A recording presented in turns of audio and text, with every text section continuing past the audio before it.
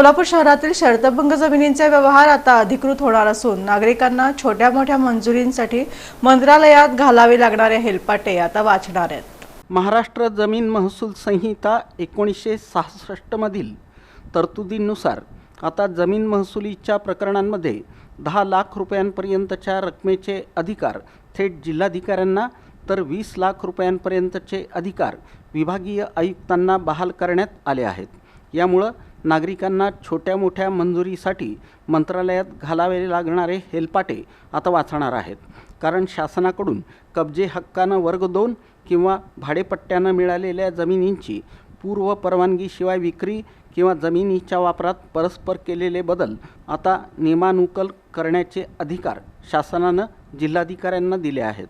त्यामुळे शहरातील शर्तभंग प्रकरणांचे सर्व व्यवहार नियमित होण्याचा मार्ग मोकळा झाला आहे। यापूर्वी अशा प्रकरणांना नियमित करण्यासाठीचे प्रस्ताव थेट मंत्रालयात पाठवावे लागत असत। अनेक नागरिकांना, संस्थांना आणि शेतकऱ्यांना शासनाकडून विशिष्ट अटींवर कब्जे हक्कानं किंवा भाडेपट्ट्यानं जमिनी देण्यात आल्या होत्या। नियमानुसार या जमिनींची विक्री करायची असल्यास किंवा त्यांचा शेती व्यतिरिक्त इतर कारणांसाठी वापर करायचा असल्यास शासनाची पूर्व परवानगी घेणं बंधनकारक असतं। मात्र अनेक प्रकरणांमध्ये अज्ञानापोटी किंवा लाल फितीच्या कारभाराला कंटाळून नागरिकांनी शासनाची कोणतीही परवानगी न घेता या जमिनींची खाजगी स्वरूपात खरेदी विक्री केली किंवा त्यांचा वापर बदलला। त्याला कायद्याच्या भाषेत शर्तभंग म्हटलं जातं।